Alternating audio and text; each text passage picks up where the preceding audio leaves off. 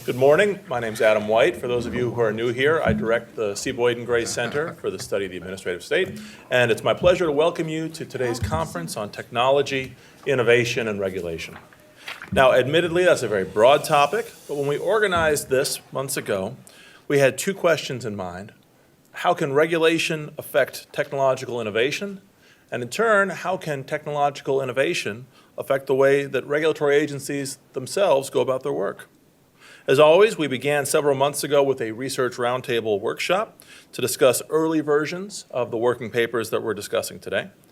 And as you'll see, the authors of these papers produced some fascinating and significant studies on a wide range of topics. As always, all of the working papers are available on the Gray Center's website. We'll begin today with a discussion of social media. But before we start, I have a quick programming update. Due to some unforeseeable circumstances, our program's last author, Dr. Henry Miller, was unable to attend today's conference, so the conference will end after the fourth panel. But our day begins with a discussion of social media centered around a new paper by Professor Adam Kandub. I'm happy to turn things over to our moderator, the Gray Center's Deputy Director, Andrew Kloster. Battlefield promotion. Thank you all for coming. We're so pleased today to have an excellent expert panel to discuss Professor Kandub's paper for us, which is available online, as Adam mentioned. It's Common Carriage in Section 230. Section 230 has been in the news much of late as the debate over social media and tech regulation has hit a fever pitch almost. I will introduce each of our panelists as they speak. So I'll begin with Professor Kandub. Professor Kandub is Professor of Law and Director of the Intellectual Property Information and Communications Law Program at Michigan State University College of Law. Before entering academics, he was a clerk on the Ninth Circuit. He was an associate at Jones Day in the Washington office and was an attorney advisor at the FCC. So we're so pleased to have Professor Kandub to give us some discussion of his paper today. Thank you. Well, thank you, Andrew, and thank you, Adam. These events have really become, I think, among the most interesting and important centers for discussion in academia today, and I'm just honored and grateful for the opportunity. So the title today of the panel was, Should Social Media Be Regulated for Neutrality? And I don't want to be anything but gracious and grateful to my hosts, but I would suggest that title is not quite fair. I think that most of the concerns about social media, about the role that they're playing in editing and controlling public discourse, is not that the concerns are not remedied by giving them the power or making government allow them to regulate, but rather the question is, can they discriminate amongst users and how much? And I think the proper question is really, what sort of anti-discrimination prohibitions should be required of the social media platforms? So that goes to the bigger question of, well, why should these firms have any anti-discrimination requirements at all? After all, they're private entities. It's not their job. It's their job to make money. It's not to advance any social goal. But I think given the role that they play in society today, given the fact that they have become essentially the public forum, the question is, why are they any different from telephones or telegraphs or FedEx in that they have some basic requirements to serve anyone who follows their rules and wants to partake in the discussion? And so the question, therefore, comes, well, what sort of requirements should they have? Should they be regulated to an extreme degree? Should they be like the telephones of the 1940s and 50s? And of course, the answer is no, they shouldn't be that. But what should they be? And how can we sort of think about it? Well, I mean, one place to start is Section 230 of the Communications Decency Act.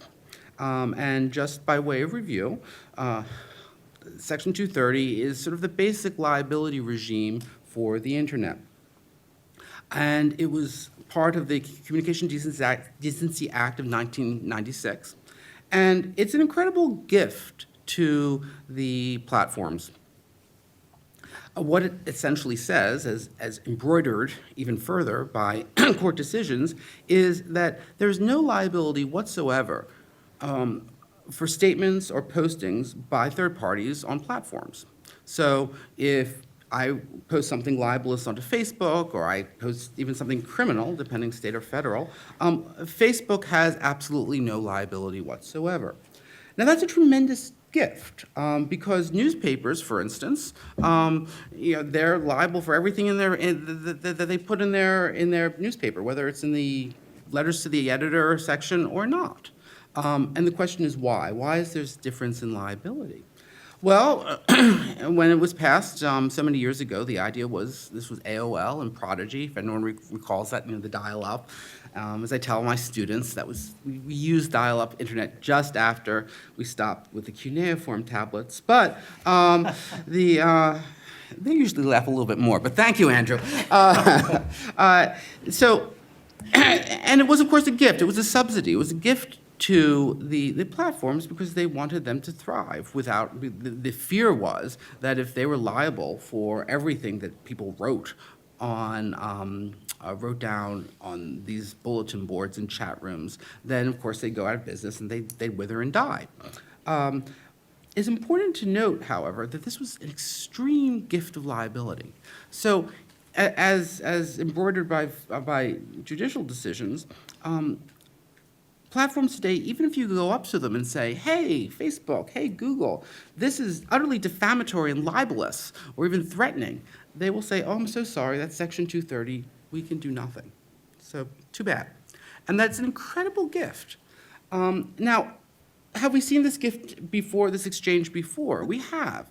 We've seen them in telephones, in telegraphs, in FedEx, in all of common carriage, that old bit of regulation that has long, and still does. So for instance, if you want a telephone from the telephone company, an old-fashioned wireline phone, and you are a Satanist, or you're a communist, or you're a member of the alt-right, the telephone company can't deny you that telephone.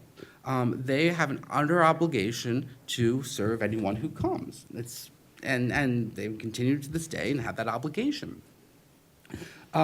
The question is, and the reason was quite clear, it's a deal.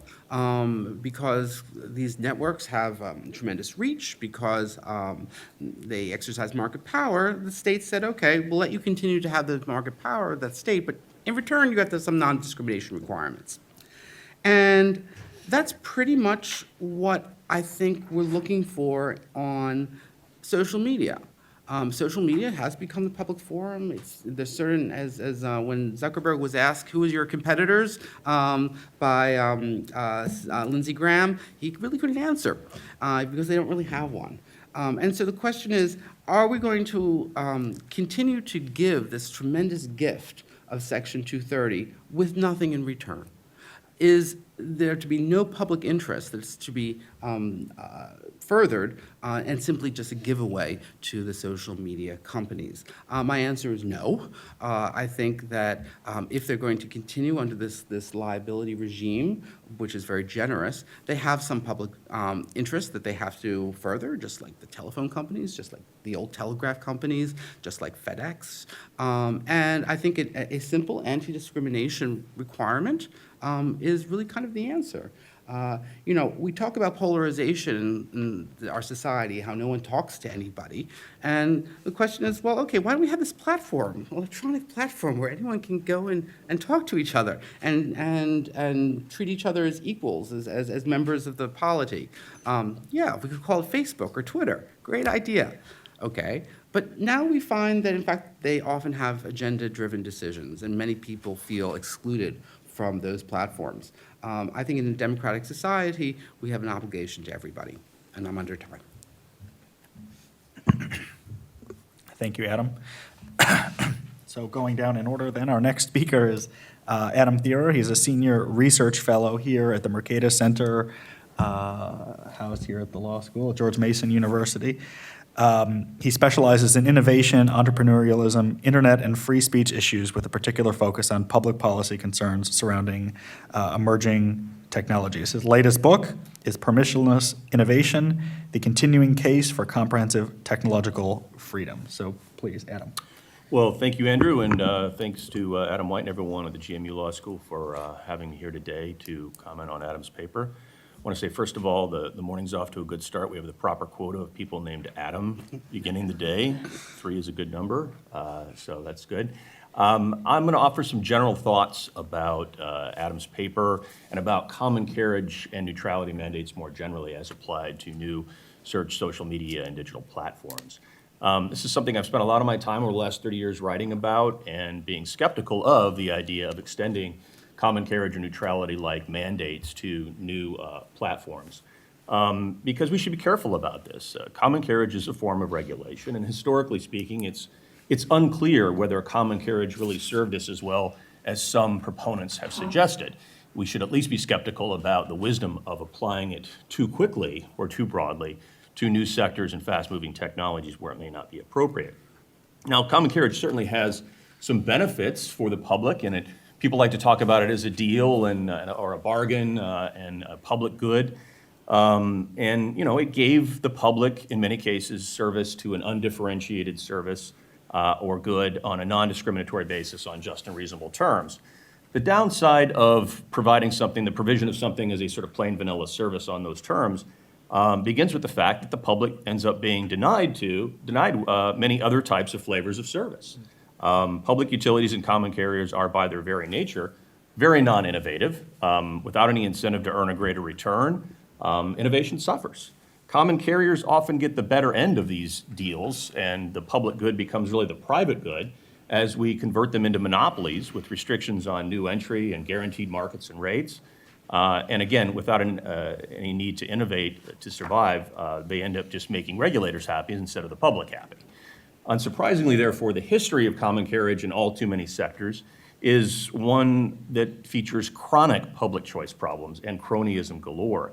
You need do nothing more than read Alfred Kahn's historic work on this front, The Economics of Regulation, his 2-volume masterwork, before he became chairman of the Civil Aeronautics Board, put it all in action and abolished that agency and everything along with it because of those sorts of problems.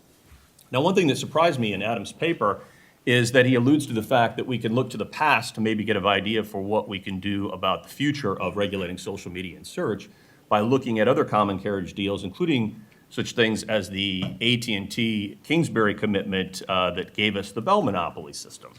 And this is really shocking to me. The very first journal article I ever wrote in my life in 1994 was called Unnatural Monopoly, A Brief History of the Bell System Monopolization. And it's a sordid tale. It's not a good one. Adam suggests in his paper that this was a deal that gave us a public good, namely access to a unified, interconnected communications network, and indeed it did. But it came at a great cost. This deal was a competition and an innovation killer for the better part of the entire last century.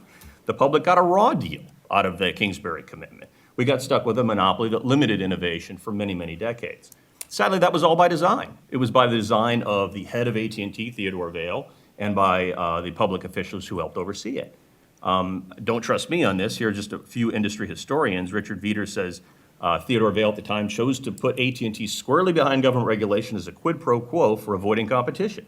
Robert Garnett says, after years of unfettered competition during which AT&T's financial strength had been sapped and efforts to build an integrated system had been dangerously undermined, regulation became a, quote, much preferred alternative. And Gerald Brock said, regulation increased the difficulty of new entry. By accepting regulation voluntarily, AT&T reduced the risk that unfavorable regulation would be imposed. So this is not the model, needless to say, we should be utilizing for regulating digital sectors. We should be very, very careful about applying it more broadly. Now, I'm sure my other panelists and colleagues here will talk more about the special problems with applying common carriage or neutrality-like mandates more broadly to search and social media platforms in particular. I'll just briefly mention a few, starting with the fact that social media is not anything like the traditional common carriers we traditionally apply these rules to, whether we're talking about water or electricity, sewage systems, rail, whatever else. Again, very undifferentiated, fairly static, unchanging services. Social media is completely different. It's something that's far more fast-moving, rapidly evolving. One has to ask ourselves, would we have been well served by applying common carriage mandates 20 years ago when people like Larry Lessig and others were talking about AOL Time Warner being something we should be in fear of and maybe needed to regulate in this way? Or how about 15 years ago when people were suggesting that MySpace already had a monopoly on social media services? Should we have imposed common carriage or neutrality mandates then? I would hope the answer would be no. We also need to realize that social media involves the creation and movement of speech. There are important First Amendment values in play here, things that I think we have to take very seriously. I'm sure we'll talk more about the challenges of defining discrimination in this context, at least with regards to water, sewage, rail, electricity. Discrimination is a more binary thing. You either sort of have it or you don't, or the rate is too high or it isn't. And I went through those rate of return proceedings and all of the hearings in the old days of public utility commissions. But basically, this is far, far more complicated when we're talking about who and what type of speech gets access to what types of platforms. That's a harder thing to figure out. It's especially hard to figure out when you have so many different players who are advocating opposite things as it pertains to discrimination neutrality. Ask yourself this: how in the world are we to make both Senators Josh Hawley and Senator Elizabeth Warren happy? I don't know, because to give one of them what they want is to completely deny the other what they think is needed. And therefore, you leave it to some other bureaucracy or set of regulators, I guess at the FCC or FTC, it's another thing to consider who's imposing these rules, to try to figure all of this out through a political process. I think that's a horrible way to govern speech platforms in this country. I think it's particularly bad because we have a history of agencies trying to do this in other contexts. The FCC did try to do this with regards to other systems.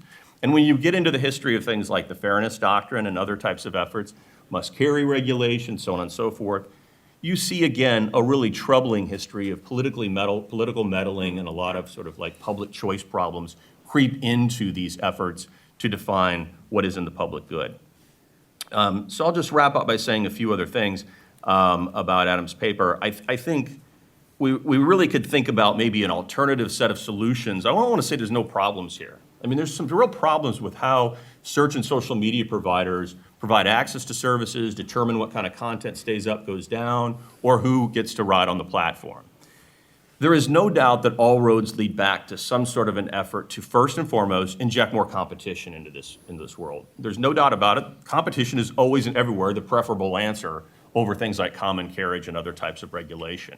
We shouldn't have, and we didn't stop when AOL Time Warner ruled the world or MySpace. We moved on. And I still have hope that we can and find other alternative platforms and solutions. I am also a big believer in the idea that so-called soft law-esque solutions, informal types of governance arrangements, can be a big part of this. There's already numerous efforts underway to try to ensure more accountability, transparency, and so on and so forth as it relates to things like content moderation, deplatforming, and so on. There's no Goldilocks principle here. There's no getting it just right. It is really an ongoing iterative process of trying to figure out sensible policies when we don't have a community standard for one single system. We have many, many community standards. We have many public interests, not just one. And so that's an iterative process. It's going to be ongoing and messy, but ultimately can be accomplished with things like multi-stakeholder processes, guidelines, best practices, other types of checks by other types of groups, organizations, working groups, and so on. Finally, and this may be shocking for some of you to hear coming out of my mouth, if all else fails, I am not opposed to the idea of government creating its own social networking platforms. I know that sounds crazy. I know a lot of you probably laugh and say it'll never work. It could be a tremendous flop and a huge waste of taxpayer dollars. But at the end of the day, we already have systems like this, right? We have a post office. We have other types of municipally provided services.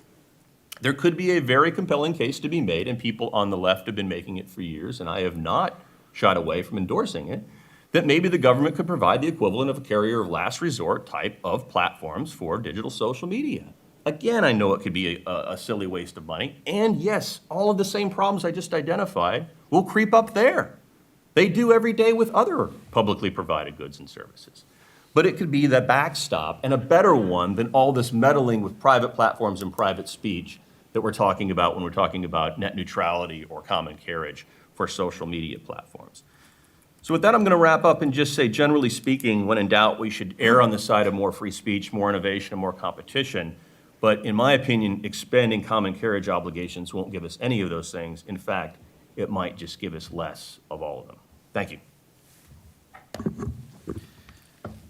Thank you so much, Adam. Our next commentator is Laurie Moreland.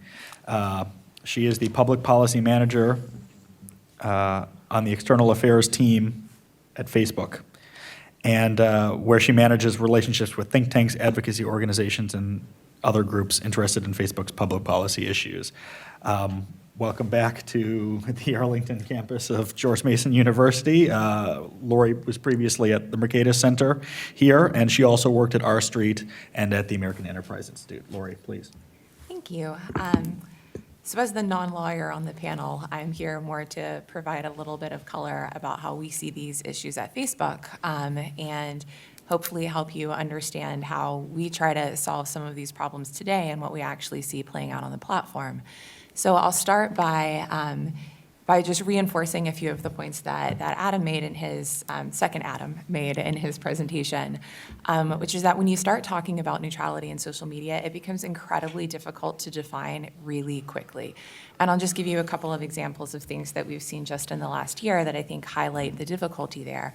So if you look at our decision earlier this year to take Alex Jones off the platform, many people thought that was incredibly discriminatory, and we heard a lot from people on the right that that was the wrong decision. But we've also recently reaffirmed our decision to not fact-check political speech from politicians, and people on the left feel that that's incredibly discriminatory because it allows lies and other mistruths to be proliferated throughout the platform in ways that they feel can harm their communities.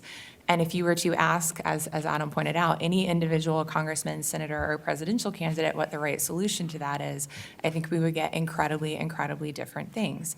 And so when it's really hard to define something like that, we have to think about, like, what is our responsibility as a platform to our users so that we can make sure that they're having the experience, frankly, that Adam, I think, wants them to have, as he says in his paper, right, where they don't feel discriminated against, they feel that there's transparency in the decision-making, and they feel like they sort of know the service that they're going to get when they come onto the platform. Because the point is, when you even discuss sort of like a mild non-discrimination clause, that can mean something incredibly, incredibly different. One of the things that Adam pointed out in his paper that we haven't really discussed here so far is that if we're talking about limiting the liability protections that Section 230 provides us, the argument is frequently made that we live in a much, much more mature internet today, and that AI could help us solve a lot of the problems so that we can, moderate content more effectively and take down the things that we've all agreed upon in this neutrality framework to be dangerous. I will certainly say that that's our goal, but I would hesitate to use that as a statement of that's where we are today. We do use our AI tools to try to moderate things that we've said can't be on the platform, things like terrorist content where we can hash and match videos that have been uploaded as terrorist propaganda. That's a much easier place to use it. Nudity, where it's like a little bit easier for the computer to tell what nudity is. But when it comes to things like hate speech or bullying or harassment, so much of that, the devil is in the details, and the context of the post is actually what matters. And even when it's sent to a human for review, we can make mistakes. And so to say that we should lose our Section 230 protections pursuant to, because we should be using our AI to solve this more effectively, is just not a world that we're in yet. We are constantly working to improve our AI tools. If you're interested, we put out a new transparency report earlier this week that gives updates on how we're using both human moderation and AI moderation so that we can effectively moderate the platform better. But it does show what the limitations are. And I do want to double down as well on the point that Adam made, that we definitely think that more competition is always the answer, and I want to politely push back on the idea that we don't have any competitors.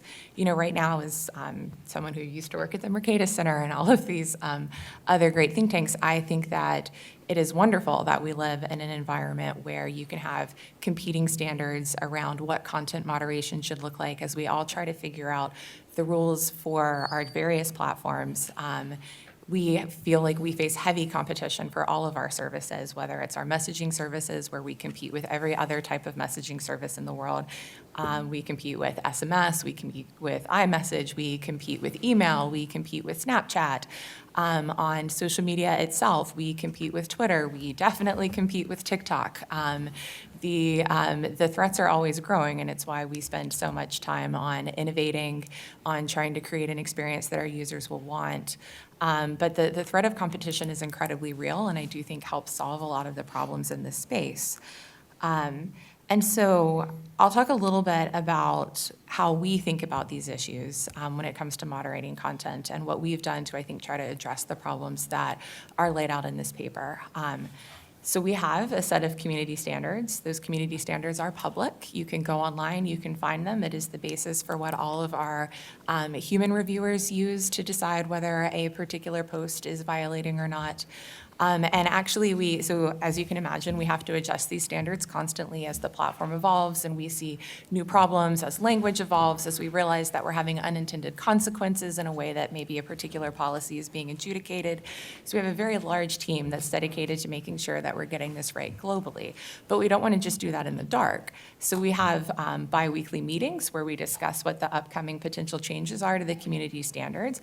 We make the notes of those meetings public. Whenever something has been decided, you can go back and you can look at the notes and see how Facebook as a platform got to the decision point that it got to about where that community standard should live now. We receive a lot of feedback from outside stakeholders, as you can imagine, and we do our best. We have, again, another incredibly large team who's dedicated to bringing in people from around the world to come in and advise on how a particular policy change might have unintended consequences for their community so that we can be sure that we're arriving at the best place for our users. So that leaves us with something where we now have billions of posts that are supposedly being and are trying to be adjudicated along a set of rules.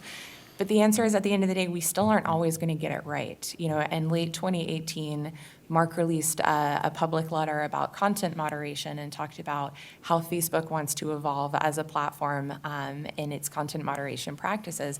And he admitted in that note that sometimes we think that our error rate at our first adjudication of these of an individual post might be as high as 10%. And the answer to why that happens is, again, because it's hard. We've hired 30,000 new people to help us focus on safety and content review, but that doesn't change the fact that at the end of the day, I think we have humans who are looking at these posts who, for privacy concerns, are only looking at that individual post and the text of that individual post, not necessarily the larger context of someone's page or a series of posts, and they're having to make a decision about what that means. And again, context can be key. But so because we recognize that we might get it wrong in so many cases, we've launched an appeals process where if you feel that we made the wrong decision on your content or you feel that we've made the wrong decision on content that you reported, you can appeal upward and a different reviewer will look at that decision. We try to hold our reviewers to incredibly high standards, doing weekly overviews where we have sort of higher level employees that are more sort of source of truth, right, who compare what they think the standard means on a particular post versus what a frontline reviewer did, so that we can make sure that we're constantly training them to make the right decision versus our policies. And so, we're committed to providing the transparency and committed to trying to provide the due process in the best way that we possibly can. But right now, it is still hard because we're talking about billions of posts, billions of hours that are spent on the platform every day, which is why we're also dedicated to making the AI tools better. But this is a thing that has never been tried before, and we're, constantly trying to improve and iterate. I will say, to Adam's last point, that we do think that there are other solutions to this than just, the sort of growing feeling that Facebook is discriminating against everyone, whether it's conservatives or Black Lives Matter. That's obviously a charge that we take incredibly seriously. So we've talked about standing up our own independent oversight board where you can appeal a decision all the way up to a board that is separate and external from Facebook. That will be comprised of 40 free expression advocates from around the globe who will be able to look at a particular post with fresh eyes, compare it against our standards, and who will have binding authority over whether or not the over a decision that they make as to whether or not that post should have stayed up or should have come down. In addition to efforts that we can do on our own, like creating this independent oversight board, we have endorsed, at least here in the United States, the idea of some sort of industry standard body, a multi-stakeholder process where our counterparts in industry can come together with us to say, what are common definitions for these things? What is manipulated media? What is a deep fake? These are actually very hard questions to figure out in a way that can create certainty for our users. So could we come together as an industry and help define some of the more difficult problems? Yes, we think we could, right? And then you could imagine this playing out, and obviously our goal would be to have it play out in a way that still encourages competition amongst content moderation systems. So the idea would be much more, do you have a process in place? What are common definitions for these? And do you as a platform sort of affirmatively state to your users, you could imagine Facebook wanting to be maybe the PG level platform where you identify this type of content should only exist on an X-rated platform, this one on an R-rated platform, this one on a PG-13. We would probably be, we have 13-year-olds on the platform. We're probably your PG family-friendly platform where a lot more things are going to come down for our user base. Twitter might make a very different decision. I think Gab would make a very different decision. Reddit would make a different decision. But do you have common definitions so that users can know when they go to a particular platform, so that parents, when they're making a decision for what platform their children should be on, can have a sense of what particular experience you're going to get based on where you decide to sign up. And so I'll stop there. I'm happy to explore other ideas and solutions, but I will say in conclusion, I think at the end of the day, what I liked about Adam's paper is that I do think our goal is the same. The question is just how you get there and how you do it in a way that doesn't limit speech, which I think is incredibly important for us to think about. All right. Thank you very much. So Laurie noted that Facebook takes seriously the charge of non-neutrality, but our next commentator may think that they shouldn't take that charge so seriously. His article, The Myth of Platform Neutrality, was very helpful. I enjoyed it, so that's you can find that out there. It's Professor Anapan Chander. He's a professor of law at the Georgetown. He was a clerk on the Ninth and Second Circuit, a member of the American Law Institute. And without further ado, Professor. On this one. Because the clicker goes. One moment. Hi. Thanks very much. First of all, thanks, Adam, for a terrific paper. It's full of wonderful insights and great history. And I do share a common agreement here that law does provide an implicit subsidy to internet enterprise. And so what he takes from that is that we need to strike a new bargain. The bargain that we gave this away to internet industry before, and now we need to ask for something in return. And what he would ask for them to do is to promise both non-discrimination, by which he means when someone wants to post something, when someone wants to say something, you can't discriminate on the basis of the content or the speaker when they make that claim.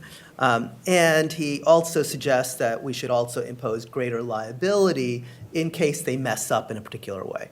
Okay, so those are the important claims that Adam is making. As I said, I agree that law does in fact provide an implicit subsidy. I've argued this in a paper, and I think this is actually one of the signal reasons that the United States conquered the internet. That essentially our law turned out to be far more hospitable than foreign law to internet enterprise. So 230 was one of the key cornerstones of internet enterprises we have today. Now, then the question of how the new bargain that Adam would prefer, Professor Candu, but I should make sure not to use the word Adam here, given the three Adams on the panel. Professor Candu would prefer a norm of non-discrimination or a law of non-discrimination, an obligation on these on such social media enterprises. But it's not clear to me why this is the problem he is addressing. So we've seen President Trump proclaim this, that, he's being, his side is unfairly treated in this medium. But of course, President Trump has 66.8 million followers, some of whom might be bots, certainly. But he is the second most followed politician in the world today. And so, by the way, the first, it might not make him happy to hear, is, of course, Barack Obama, currently not a politician, but still a former politician. So it's not entirely clear to me that this is such a grave problem. Now, I understand from Professor Kandub that he's also working with Devin Nunes, and so there's some complaint that Devin Nunes has made against Twitter. Devin Nunes has filed a claim for $250 million against Twitter, saying they have damaged his reputation by allowing Twitter to, in fact, carry stuff that he doesn't want them to carry. So there's a kind of,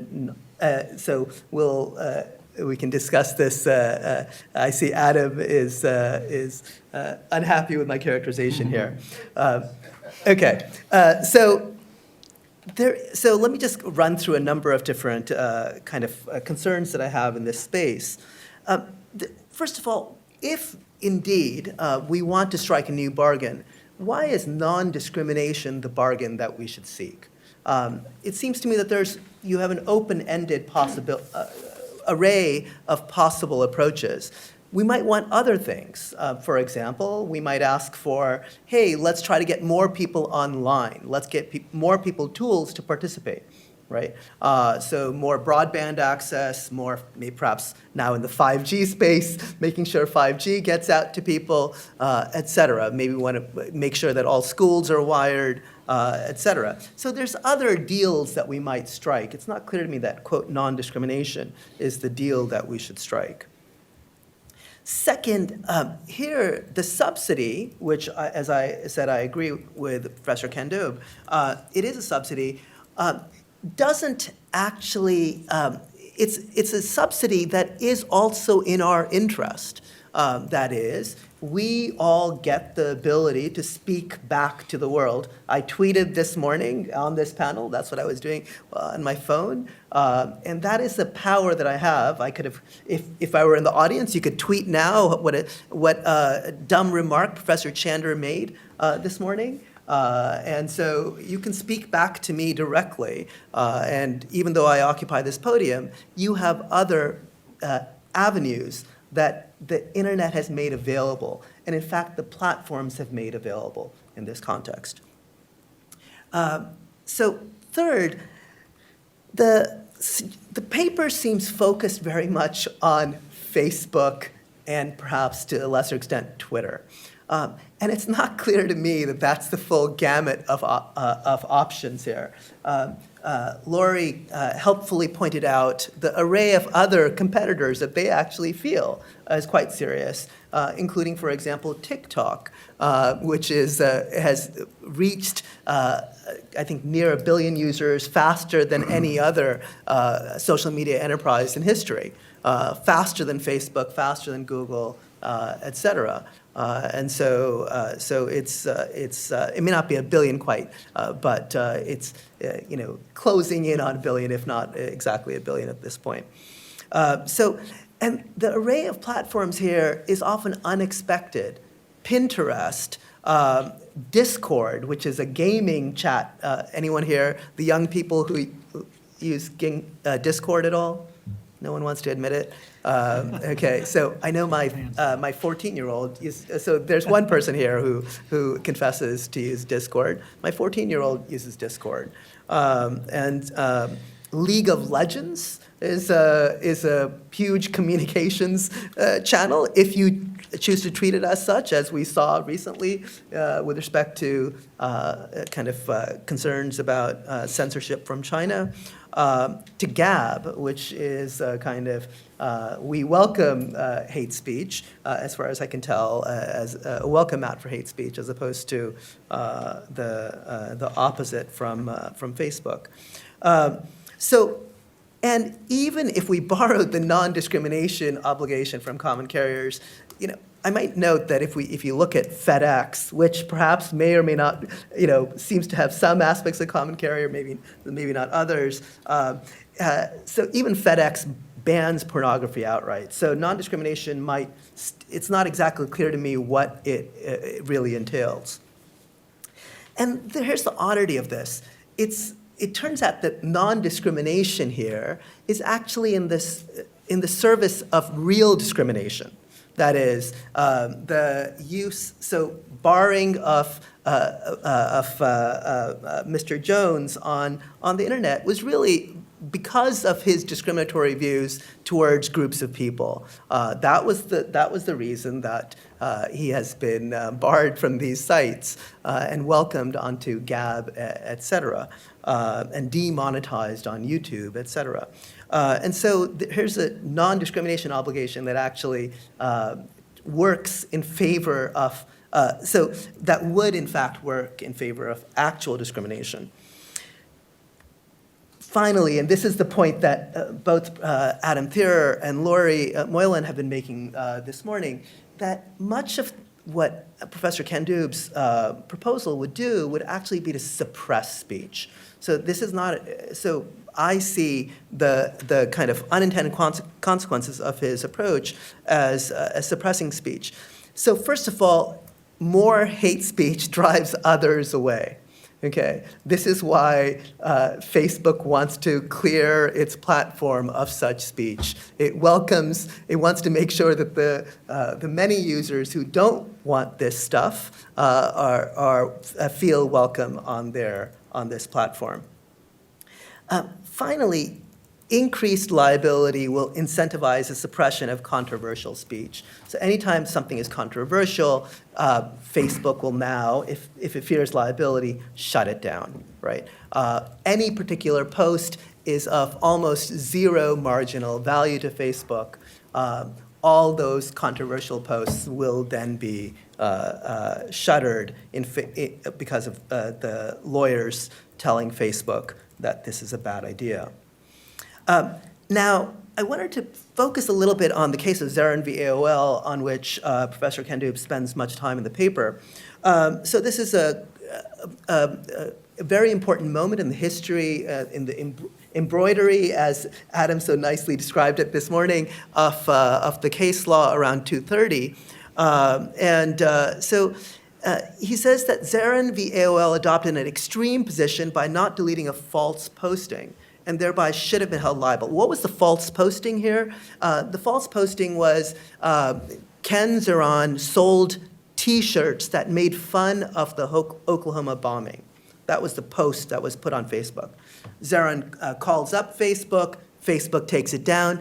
Someone posts it again and again and again. Okay, Zeran sues. Not Facebook, AOL, I apologize. Sorry, Laurie.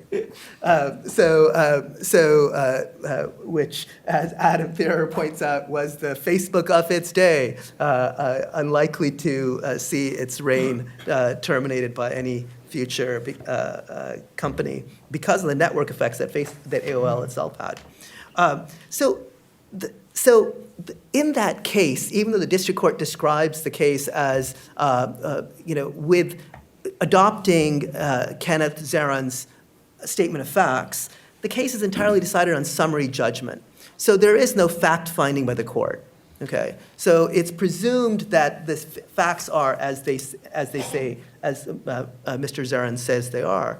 So actually, there's no judicial determination of the truth or falsity of the claim that he did not post or did post T-shirts that made fun of Oklahoma, the Oklahoma bombing. I don't think any scholar has actually investigated that question, right? So now the question is, does AOL have an obligation to investigate that question?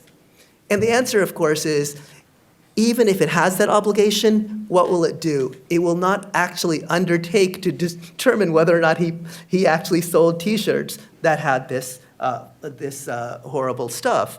It will just remove the material.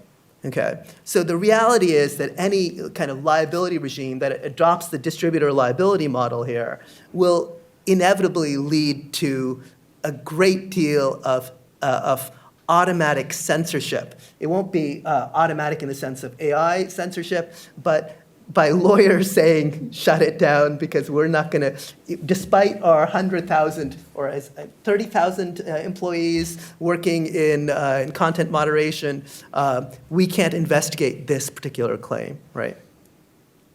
And what does this say about the question of truth or falsity? We've just seen Facebook again refuse to arbitrate truth or falsity. In this case, this Biden corruption ad. This is actually a very difficult case to arbitrate. What is the truth or falsity of this ad? So many commentators have said it's obviously false, but others may say, hey, this is actually more of a kind of opinion piece with some facts thrown in, construed in a particular way that works for the narrative that the president prefers. So the truth or falsity here is very, very difficult. And so could Joe Biden or Hunter Biden bring a claim for under distributor liability model against Facebook, et cetera, for hosting this material in the future? This ad is visible today on YouTube, just so you know. So it took me a long time to get to it, to find the actual ad, by the way. Because everything is about the complaints about this ad, not the actual ad. I'll skip this for purposes of this, but there has been a recent case where Justice Brett Kavanaugh takes a strong view against converting private actors into state actors. It's not the exact same move that Professor Kandub is doing, but there's something similar here. And finally, when I think of neutral platforms, I think this is what we should be thinking of. We should be thinking of shoes that are neutral, and we shouldn't expect our platforms themselves to be neutral, despite the fact that Facebook would prefer you to think that they're all neutral, et cetera. I think non-discrimination applications don't make sense in this space. Thank you. All right, thank you, Professor. So we have a lot of time for questions and commentary. So first, though, I would like to let Professor Kandub, if he has any comments on anything else that was said, and then after that, if anyone else has any follow-on comments first. Well, thank you, everybody, for those very helpful and interesting comments. Just to make clear, to the degree that you're critical of my paper, you're all wrong. Let's establish that first. But let's go Seriatim. Okay, Seriatim. Okay. So first, Adam Thierer, accuses me of essentially, dear yeast, I want to impose common carriage on the world. I think that's not true at all. What we look at is, all I'm advocating is sort of a mild anti-discrimination requirement that has nothing to do with the centuries of rather oppressive common carriage obligations, and I don't think we should be saddled with that by simply suggesting a type of regulation that everybody deals with. Schools, employers, we all have anti-discrimination requirements, and somehow we manage to keep on going. Even telephone companies who complain about all of their regulation all the time are still functioning under it, and yet the innovation that Adam decries as being destroyed seems to not be diminished at all. And I think the stronger point is, at some level, we have to take a step back and say, oh, simply because you're using a word, common carriage, which refers to a whole variety of regulations, you're against innovation or it will destroy corporations. You have to be a little bit more specific and explain exactly how this regulation will actually be hurtful. I don't think it's enough to just hand wave. And I think that goes to the bigger response to Adam's point, which is unmentioned, is the liability break. I mean, why is it that we essentially corporatism without a public good? You can't argue for a free market and at the same time argue for the current version of Section 230. I think a bigger part, getting back to Laurie's and Adam's points, which I think overlap a little bit. So What's worse than government meddling and government censorship? Well, I know something that's worse than that. Private censorship by a private monopolist. I think that's just as bad, if not worse. Why? 2 reasons. One, because if a private monopolist is sitting on public discourse, you have their personal preferences driving a large amount of what's going on in our country. I think that's a bad thing. Whether or not you think that they have some sort of libertarian natural right to do that, I think that's bad. But there's a more subtle reason that it's bad, and it has to do with the weakest link. This discussion all assumes that, Facebook or Twitter will be free to make these wise decisions based upon their, Supreme Courts and various stakeholder, they won't. Various stakeholder meetings and things like that. But they are the weakest link when you talk about government censorship. And what I mean by that is we all think that free markets create independent thinking by corporations. I think that's not true. I think the natural state is corporatism. There is an alliance between large monopolists and government will be able to step on the weakest link, and they will be able to negotiate with the weakest link for their often potentially anti-democratic preferences. Now, I know that sounds a little bit paranoid, but we've seen examples of that. You think about after 9/11, what happened with monitoring of phone conversations, which Congress had to pass if you recall this, had to pass a law essentially limiting the liability of AT&T. So yes, there's going to be this cooperation. And the question is, how does one prevent that, or how does one remedy that? One of the nice things about anti-discrimination requirements is that when a government comes to a large corporation or very quietly in a sub rosa way and says, oh, go after these guys, at least the corporation can say, nope, that's illegal. We can't do that. So in many ways, when you have concentrated markets where you have monopolists who can exert huge influence on public discourse, they need these anti-discrimination requirements to stand up to government, which will inevitably influence and control people. And if you don't think that happens, I think you're absurdly naive. Okay. And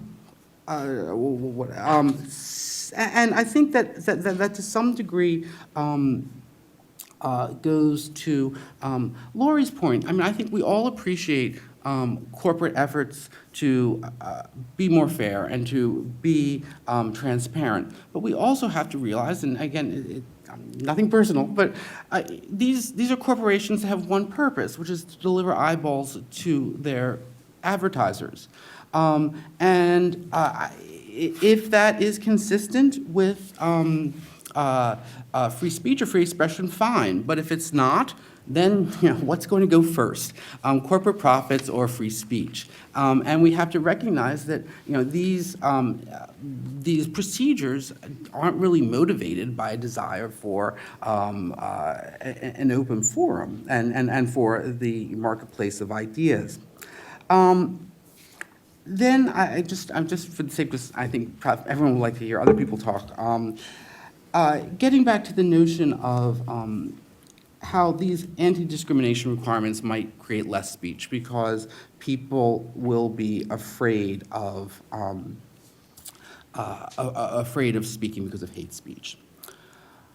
I mean, I imagine I may be corrected on this, but social media is a network of private networks.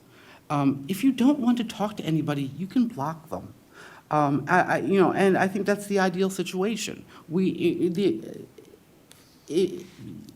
have a control of who we want to talk to. I use Facebook very limitedly.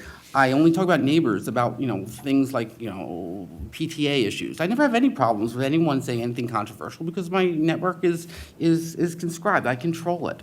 That's really what we want. The idea. That idea is patently false because, right now with this telephone, a racist or a Black Lives Matter radical could call me up at any time and would talk to me. It's like, hi, I want to talk about, terrorism. But that doesn't, I don't live in fear of my telephone that someone might call me up. It's like, oh, I want to talk about racism. Nobody does that. And I don't think similarly anybody really is in fear of talking on social media because they'll hear views that they don't like. Last little bit about, and this is more of a lawyer's point, and then I will shut up, about the issues of liability in the Zoran. I accept the correction from Professor Chander, and I will, before it goes to publication, I will make sure that point is clear in Zoran, that it wasn't established.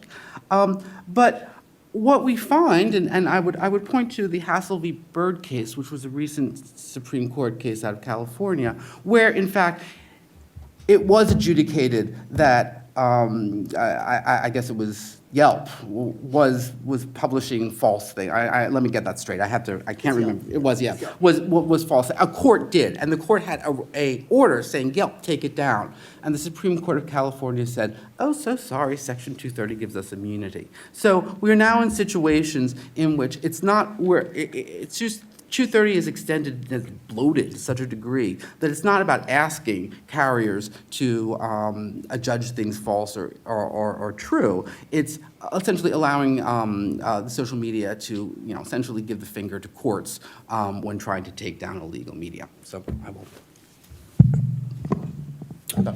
Okay, so I got a number of comments on those other comments.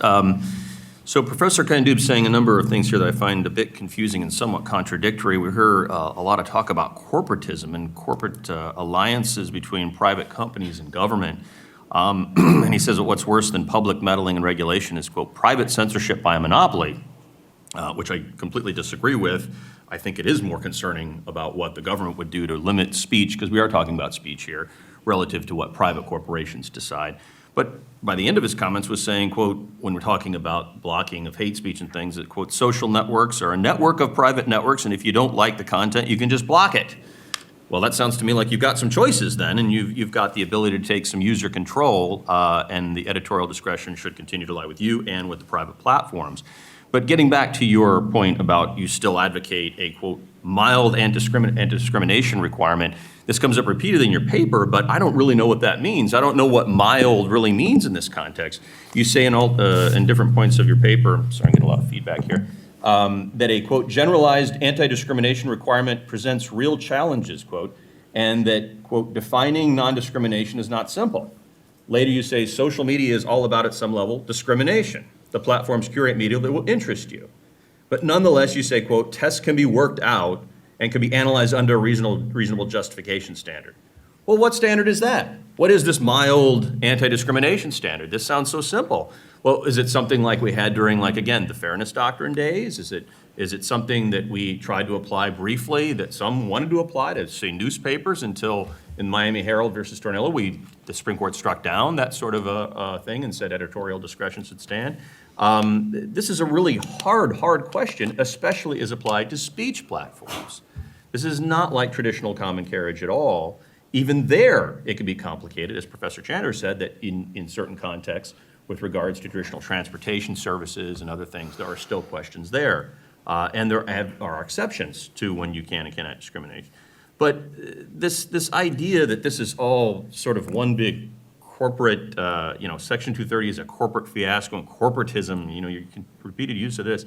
To the contrary, Section 230 reflects a commonsensical approach to liability that would say the benefit of the doubt should be on letting speech flow freely and not basically imposing liability on intermediaries who are trying to traffic more speech and have a more vibrant diversity of viewpoints on their platforms. That's a real public good, if you want to talk about public goods.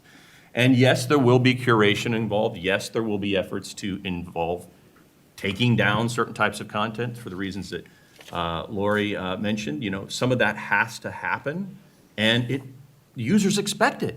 Users want to be able to curate some of their own experience, but they also expect some of that experience to be curated for them. And the community, as Professor Chander alluded to, needs to be such that you can expect to be able to go in and engage in speech and not have to deal with a certain amount of the other problems that are out there. So I think the mild anti-discrimination requirement is not so mild when you start talking about the reality of how it's imposed in a political context.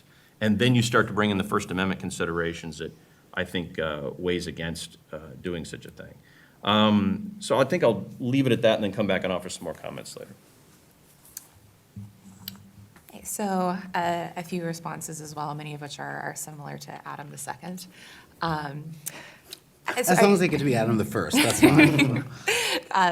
So, in my mind, I think it's important to reframe how we're talking about Section 230 and corporatism here, because I think there's been a little bit of muddling between our companies as individuals and that Facebook itself is a public good versus the idea that Section 230 was trying to encourage the proliferation and diversity of ideas across the internet, right? And I think it can mean very different things if you're talking about us being a public good versus making sure that there is a forum for a diversity of ideas across websites where you can find your individual corner, where you can talk to your community. Facebook is one place for that, but there are other places that you can go. So I think we need to think about it a little bit in that regard.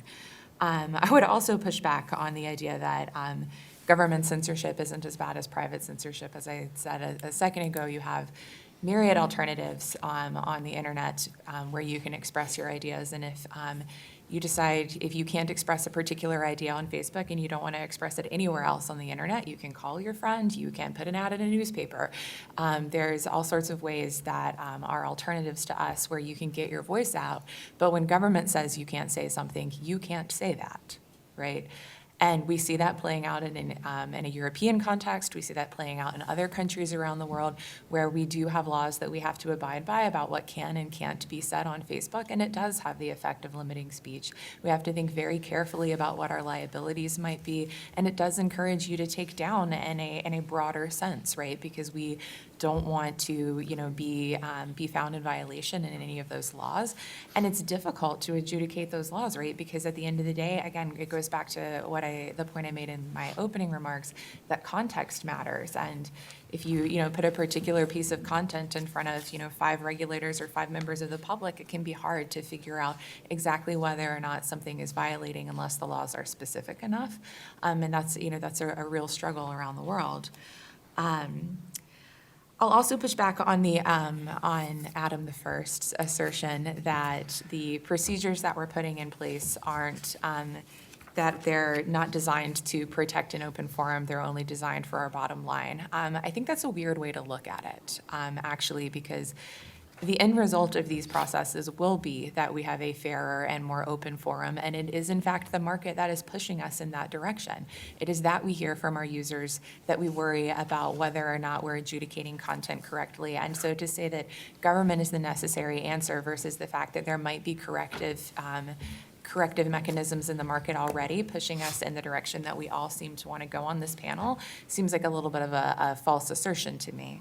And then lastly, to touch on the last point, that if you don't want to talk to someone, you can block them. No one is not using social media because they fear hate speech. It is true that if you don't want to talk to someone, you can block them. It is not true that there are people who, that there's no one in the world who isn't using social media because they fear the type of speech that they might see on the platform. I'll give you an example. If you look at after the 2016 election and early 2017, we, for the first time, saw our user engagement in the US go down. We do a lot of user surveying, and we found out that a lot of that was based on the heated nature of the election, that everything had become politicized. People felt like they were seeing too much news, they were seeing too much vitriol. We made very public changes to our algorithm to prioritize what we call meaningful social interactions, reduced news in your news feed, and started serving people a lot more of what they said they wanted, which was, pictures and kind comments between family members and friends. We've since seen our user engagement numbers go back up. We're constantly, trying to adjust the thousands of signals in the algorithm to help our users have the experience that they want. But at a broad scale, we do see reflections in our user base of people being frustrated by the tenor of conversation on social media and reacting accordingly. We do try to provide you with all of the tools that you need. You can decide people you want to see first, pages you want to see first. You can block people, you can snooze people. We certainly do want to find good ways to cede more control to users. But at the end of the day, it doesn't change the fact that we do also know that people can't have experiences they don't like, and we have to figure out how to create a better product when that happens. And then at an international level, which I think is a part of this conversation we haven't really touched on as much, we do see real-world violence and death as a result of the types of speech that can at times go viral on Facebook. That is a responsibility we take incredibly seriously. It's why we have tried to, we're hiring people to moderate content in dozens of languages. We want to make sure that we're catching threats as they arise, because obviously the safety of our user base is incredibly important. But I think it's important to keep in mind that there's sort of a broader context about the implications of content on social media, the virality risks that you run on the internet, and what that means our company's responsibility is as a result. Great. And I just want to add one last thing, and I hate to, Adam, Professor Candob has been very kind to have to allow a panel where all the panelists are invited to criticize him. And so this is It's the kind most of... attention I've gotten in I don't know how many years, so it's fine. So just one last thing, which is to pick up on Laurie's point, which is I always believe on the internet that every government should function under kind of a golden rule or a categorical imperative, which is act in a way that other nations might use the same rule. And if that's the approach that we offer, Professor Candub's approach here would be kind of, would lead to the cascade of horribles of other countries shaping the social media space to prefer their voices or privilege voices that we might find problematic. Thanks. All right, thank you all. We will go to audience questions in a moment, but I would like to take the moderator's prerogative here, just to go back to something that Professor Chander was talking about. There's a spectrum of regulatory options here, and here at the Gray Center, this is a tech event, and we also have an event next March 27th on regulating social media. We workshop a bunch of additional papers, including some on 230 last week. But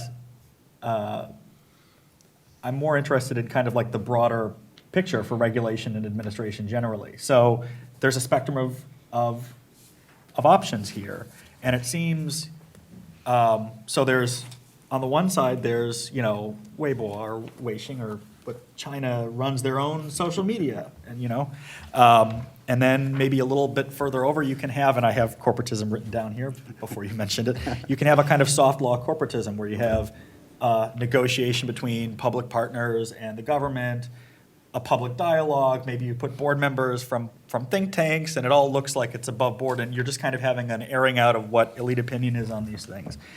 You can go a little further, you can have adversarial regulation, which is genuinely adversarial between the government and parties, and they air out things, and you pick a side, and you have to comply.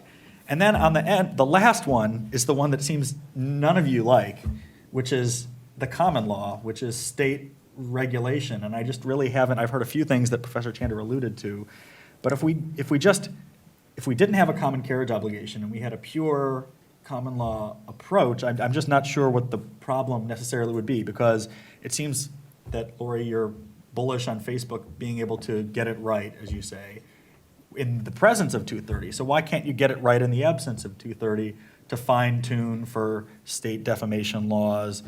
Why can't you have arbitration systems or agreements where people will, if they have problems, it doesn't necessarily have to go straight into court? I guess I just don't see the parade of horribles in the absence of this kind of preemption of state tort law.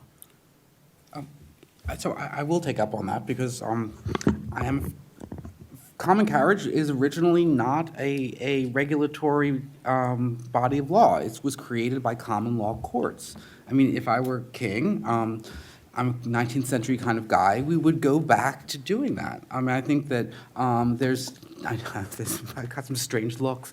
I think that you could put a basic, and I can see it as the commenters pointed out. It's not really fleshed out what I mean by a mild anti-discrimination requirement, but courts in the 19th century adjudicated claims of discrimination on coverage, and you can read it. There's tons of them, and they came up with rules about what was discrimination. It was complicated with railroads and what constituted the same kind of cart and things like that, but they came up with these rules.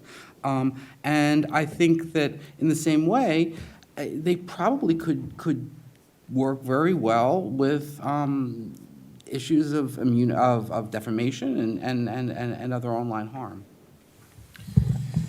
The questions about like alternate histories of a world without 230 are interesting. I really don't know. I have sort of mixed feelings on it myself. I will point first and foremost to a really wonderful new paper that my colleague Jennifer Huddleston back there has co-authored with my colleague Brent Skorup on how the courts are already moving in the direction of what 230 accomplished before it was imposed. And I know that's something that Professor Candube probably has some disagreements with, but generally speaking, there was a gradual movement in the direction of avoiding these types of distributor liability or intermediary liabilities on speech platforms. Maybe that would have continued, but at the time let's not forget, Section 230 was part of the Communications Decency Act, which was part of the Telecommunications Act in 1996. And for those of us who were there and present in the room and working closely on the bill, I worked very closely with Wyden and Cox's staff on this, and there was a real effort to say, like, we need a fresh break and a clear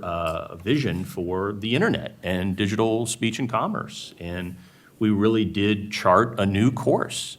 Now, we could have a really interesting academic-y debate here about, when should Congress intervene to mess with the common law and liability standards? I deal with this a lot in the context of stuff like driverless cars and emerging technologies more generally, and I'm torn about it, because generally speaking, Andrew, I am that guy. I'm like, leave it, common law is our answer, torts, that's me usually, until it isn't.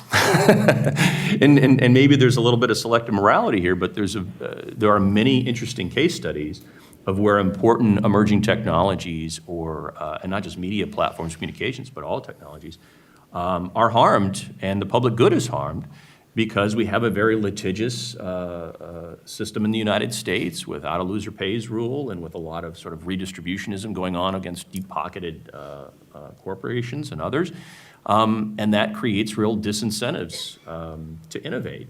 My favorite book on this of all time, my great hero, Aaron Wodolski, wrote about searching for safety. Is probably one of the best books ever written on these topics, and he has an important chapter on why tort law is not the answer as it pertains to this, and it creates a whole secondary set of issues and complications.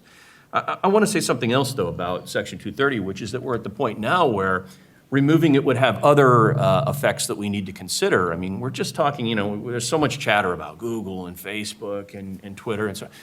There are so many other players in our modern digital ecosystem of importance, and they're important not just because they exist today, but what they could become, or the ones that we can't name, and how they could come in and be new entrants that provide truly disruptive innovation.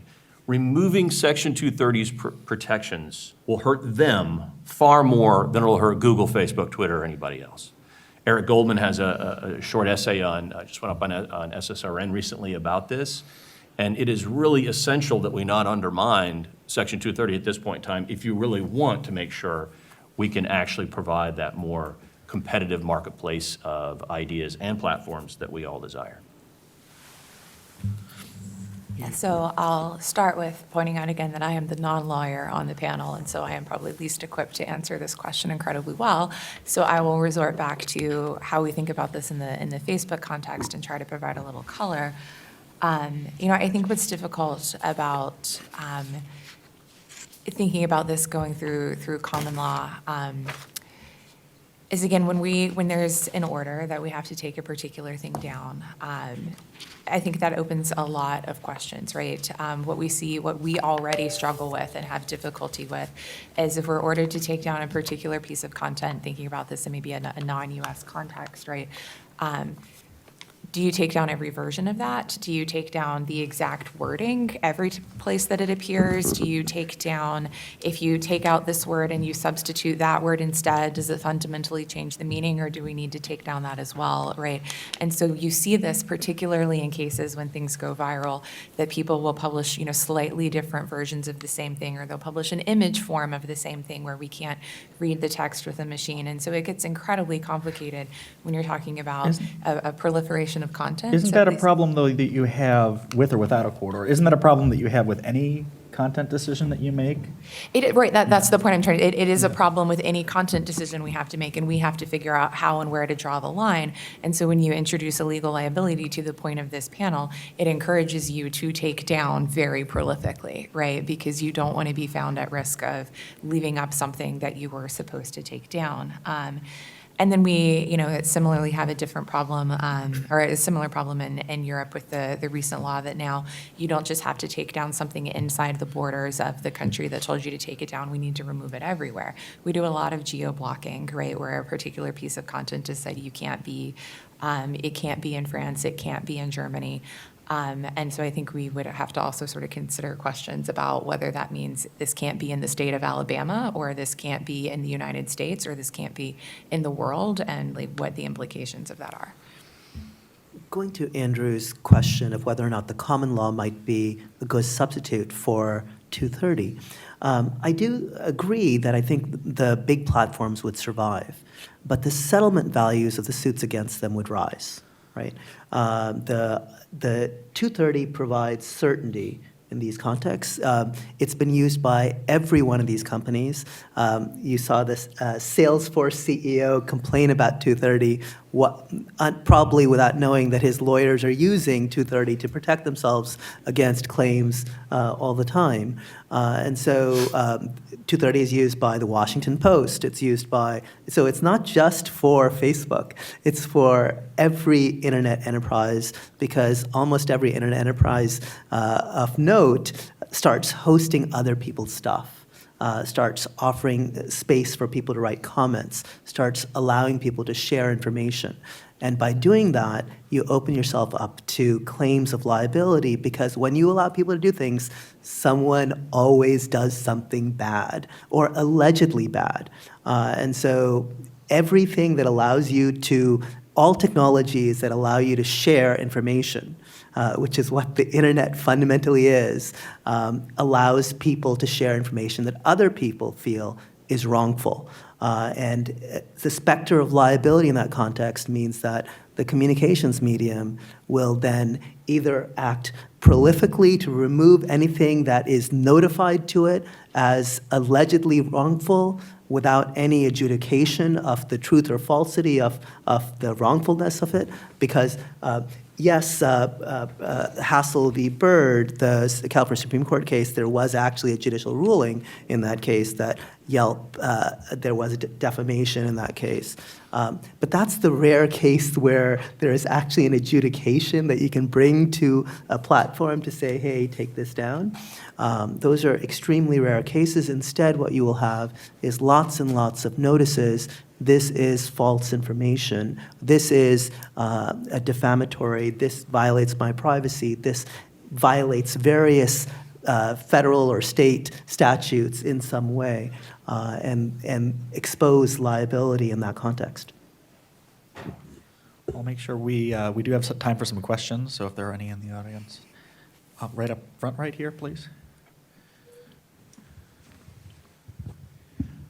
Good morning.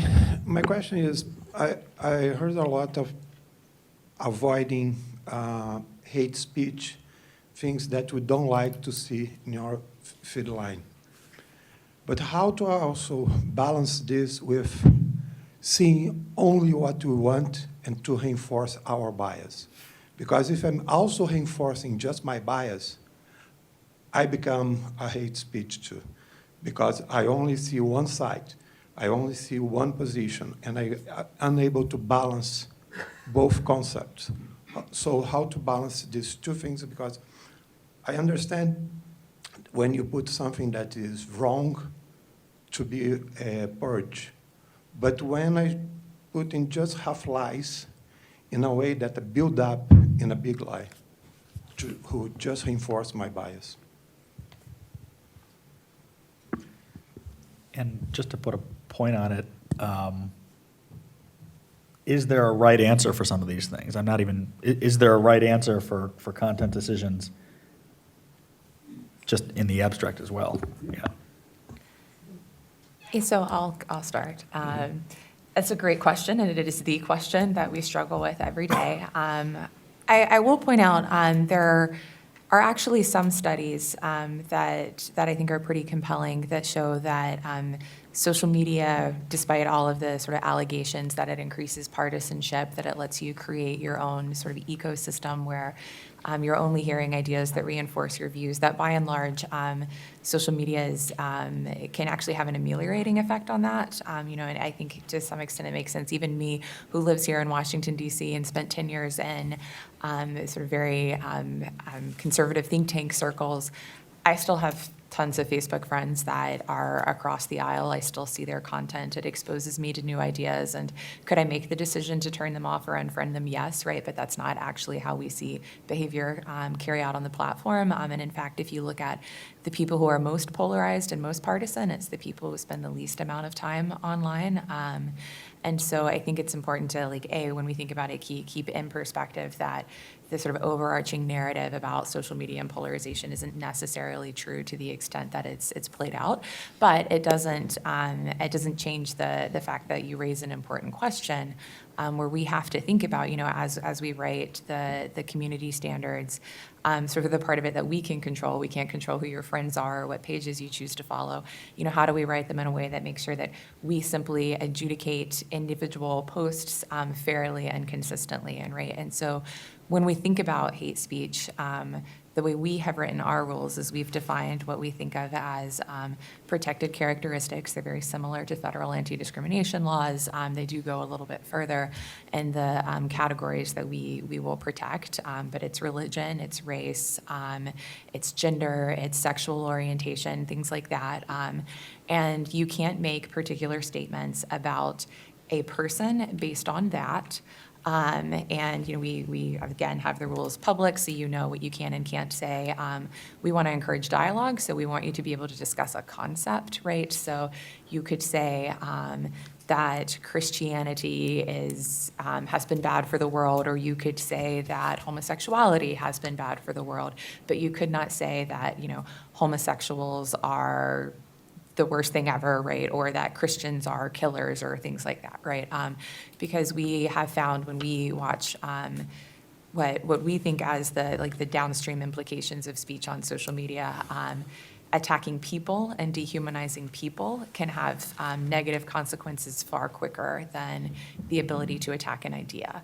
I know that not everyone agrees with that definition. We're always constantly refining, but that is how we approach it, at least in a sense of trying to create balance and fairness, that what you wouldn't be able to say against women, you also wouldn't be able to say against men. What you can't say against Black people, you also can't say against white people.